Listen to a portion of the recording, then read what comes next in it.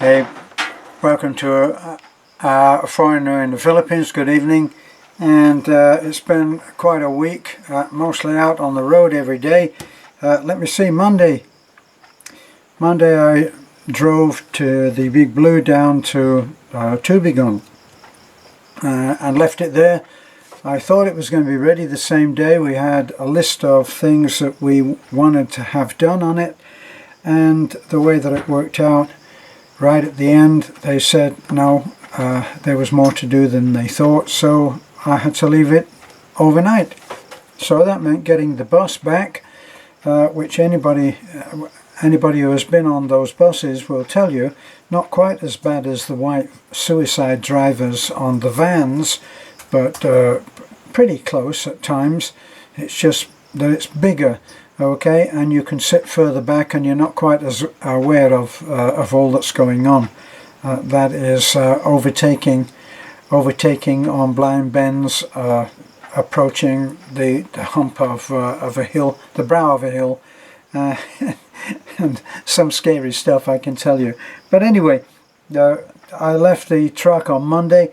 I went back first thing on Tuesday, and he told me the news that in fact it wasn't going to be ready even on Tuesday because it needed a shock absorber. So obviously you're not going to replace one shock absorber, you have to replace two, and they don't have them in stock. So this is a familiar thing for those people who are wondering how it is to keep a vehicle on the road in the Philippines.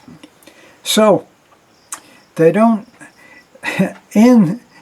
I know that in the US and in the UK, if small repair shops are doing, I'm talking about non-dealership workshops now, like the one that I've had the Big Blue. So in the West, what would happen is they just get on the phone and they talk to an aftermarket place that they deal with, and in no time at all a little van will pull into the forecourt of the workshop or whatever, the yard, and it'll have the part, and they'll fit the part and it will be ready. It doesn't work that way here. What they do is they hand you the old part and they say, this is what we need. And then when you say, well, where will I get it? They say, well, we don't have it in stock, so you'll have to go to Tagbilaran. That's in our case. So back on the bus to get home, and when I get home I go get everything ready for leaving the next day. Well, because it's a trip to Tagbilaran, Beth agreed to come with me because that is an exhausting drive. Well, exhausting for me anyway. Maybe other people sail through it. But we ended up going in the bus. I mean our blue bus. So we ended up going in that. And we went our usual method, which is to go to the ICM mall. We parked the bus into the parking lot, and then we went and had a pizza, which of course was the highlight of the trip. So we went and had a pizza, and then we went and got the parts. Well, they're gas shocks, and so just depending on the size and the way that it's mounted on each end, then it's an easy fix. And so we come away a few minutes later. This is from a company called Tabil, who we must give a shout out to because they're so good. They have promised us in the past to get a part for the Blue, and they've mentioned the name Manila. We'll have to order it from Manila, they said, to my sinking heart. Manila, I'm thinking weeks, possibly months, and they said, well, it should be here by Monday, and this was like on about a Thursday.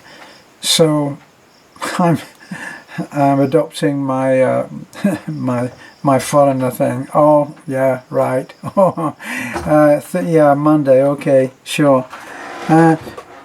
Monday we get a text, and it says, "Come and get your part."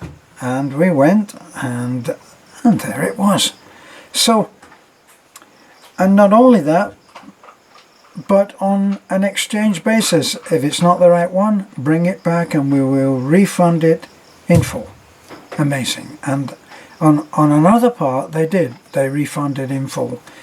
So after that we decided that we would continue our little flirtation with the idea of getting a new truck. Now, a lot of you guys have been saying, for God's sake, why don't you go out and get a new truck instead of spending so much time trying to keep these vehicles of yours on the road?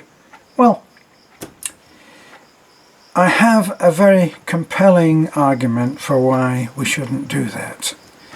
It's called 1.8 million pesos, which is what we would have to pay for a Hilux, which is very high on our list of what we consider desirable trucks. So we went to Toyota. And we looked at a very beautiful Hilux truck, and we sat in it. And yes, it's very, very nice, beautiful truck. You know, we looked underneath, and underneath the hood is a piece of machinery that no one would ever understand. I think it's either a turbo or a twin turbo, and I can imagine pulling into anywhere in Taliban with something not quite right, and pulling up the hood, and the mechanic fainting on the spot, because I can't imagine that he would know what the hell was going on. And I think that the reason that they do in the dealerships is because they have computers that they can plug it into, and it will troubleshoot it. And then they'll just replace units.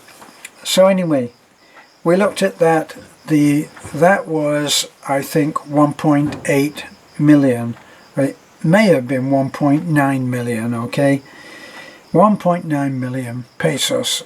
Well, actually it could be 1.9 million bananas, oranges, apples, I don't know, pomegranates. It's 1.9 million, and that's a big number. So no point in saying, well, if you translate that, convert that to Deutschmarks or euros or whatever, then it doesn't mean quite the same. No, it's not. Well, and if that's where you're living, then that would make sense. Okay, next stop.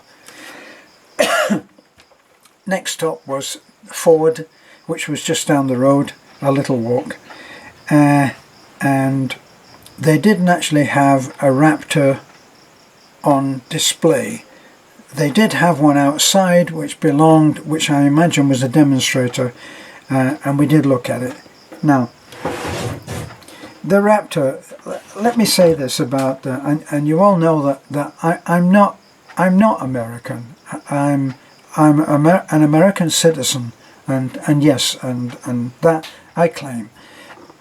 But as far as the unique American psyche, I'm British.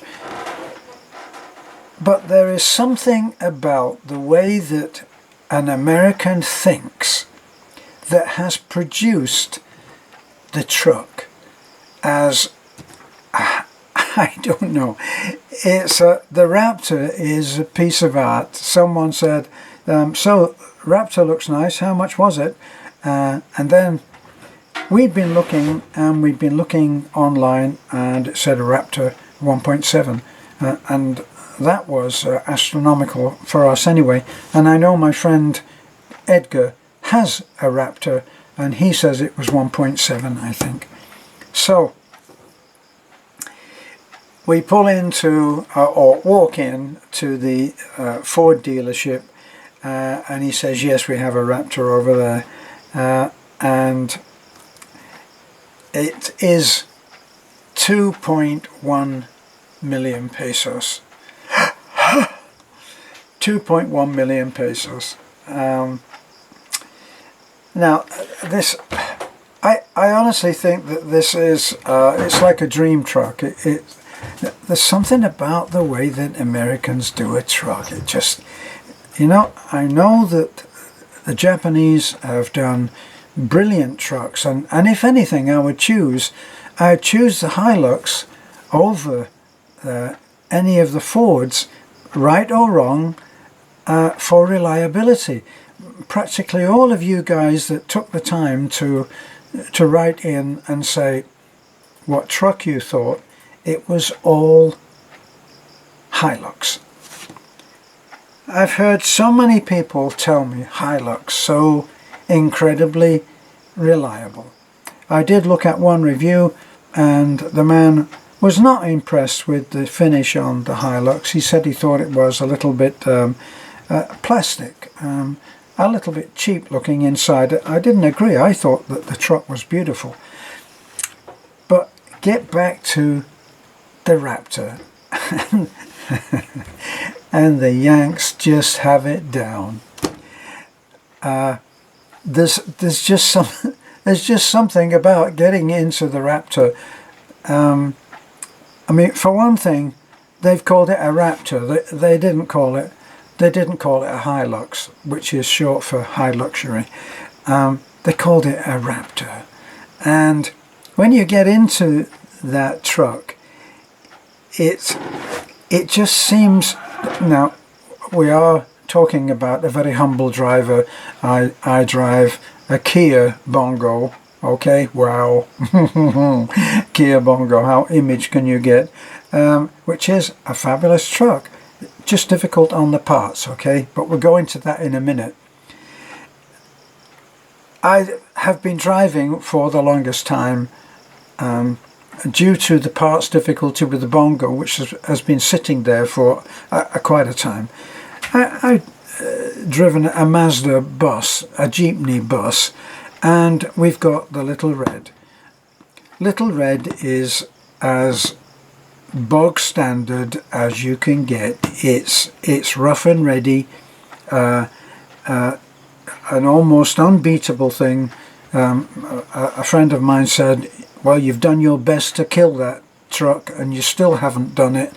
It's taken so much abuse, but it's a very, very humble little truck. Now, when you go from that and you climb up and into a Ford Raptor, here's a funny little aside. Beth mispronounces Raptor as Rapture, and I gotta say that when I sat in the Ford Raptor, I did feel a kind of rapture, because they just put style into it. It has this style. They've thought of everything in the back of the seats, which are leather instead of the material that is on the Hilux. They have it in raised letters on the back of the seat. It says Raptor. Now here's the other thing. Maybe this is a marketing ploy, I don't know. There's a waiting list. You can't walk in and say, I'll have that Raptor, thanks, just wrap it up, I'll take it with me. You can't do that. There's a waiting list. And you have to give 50,000 pesos deposit for your place on the list. Now, obviously, that 50,000 is a down, and it's refundable on the sale. So whatever it is, it's less 50,000 because you've already paid that. But then you sit in. It's got 10 gears. Now, both the Bongo and Little Red have 5 gears, and that has seemed a great extravagance. Now, with my humble mind, I'm wondering what would I do with those other with those other 5 gears. It's another 5 gears. Where do you go with those? I mean, what is it? Now, here's the other thing. There are, I believe, 6 different modes of driving. It's a 4x4. It has 3 little buttons. It's all done electronically, and you press 1, 2 or 3 depending on whether you're high, medium or low. And so you go into 4-wheel drive. Now, it's not leaf spring on the back. Now, for those of you, I'm not a greatly technically minded man. I'm certainly not a mechanic, but I know that the leaf spring gives a certain kind of ride. Now, if you go to one of the other Ranger in the Ranger series, it has leaf springs. Now, that gives a greater carrying capacity. Well, in comparison to one of the Rangers, which has a 1-ton capacity, say, the Raptor only carries 650 pounds, okay? So, and then you look underneath the back end, and it has a coil springing which handles each corner, and then it has some kind of chrome-plated racing suspension add-on. Now, somebody who obviously isn't as enraptured about the Raptor as I am said, it's just a waste of money, you know, just go for the ordinary, Ranger, because all you're doing is just paying for a load of bolt-on bits and pieces, and it's really not worth it. Well, yeah, that I wouldn't know whether that was true or not. Somebody else said, I've got a friend who's, well, whenever anybody quotes this friend, and we pass him around, let's face it, we pass him around every time we want to put our point across. But this friend knows everything from the President of the United States to the guy who cleans up at the workshop and hears all the mechanics talking. But he says that actually the Raptor engine is not as good as the other engines. Now, actually, I do have someone who I trust on this, and he says that he has a F-150, which I think is 15 years old, I'm not sure, and he swears by the older engine. So maybe it is, maybe there are reasons for why, which are good for him and which are totally unfathomable for me as a non-mechanic, as to why the engine is better in this one as opposed to that one. But back to what happens to you when you sit in a Ford Raptor, and there's just something special. I can imagine driving along in the Raptor thinking, I'm driving a bloody Raptor, me. And I would feel that way. I'm ashamed to say that I'm so gullible and so naive that I would say that. But, you know, once upon a time, not that long ago, when I was in California, Dodge, the car company of Dodge, brought out an incredible vehicle called the Viper. Now, see, there's a marketing thing for a start. It was called the Viper. Deadly, poisonous, strike just like that and you're done. And when they brought out the Viper, it was like totally impractical. It had a threshold that you had to get your leg over when getting into the truck, into the car, I'm sorry, it was a sports car. And that thing had Sidewinder exhausts, And within a few minutes of starting the engine, you could fry an egg on those things. Okay, so you could be out there trying to impress your girlfriend, and when she gets into the passenger side, she would have a burn that she'd remember you for probably for the rest of her life. See, so, and the other thing was, it didn't actually have a windshield. It had a wraparound plain edge perspex, I call it perspex, plastic windshield that curved around you like this. So they didn't have a hood on it, and when they brought the hood out and changed the windshield, it wasn't such a great job. But the Viper just had the same feel about it. When you went down the road in a Viper, you were saying, I'm in a bloody Viper.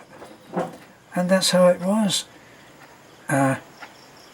Now, at first, when they brought the Viper out at first, you couldn't get one for love nor money. You could go in there with all the money and say, I'd like one, whatever it's going to cost. And they'd say, sorry, we've only got one coming. We've only had one allotted to our dealership. So, for a long time, the Viper was my dream car. I think it was, not sure, I think it was a V16. It had twin turbos. At a time when this was not available on the street, it developed 650 horsepower. 650 horsepower.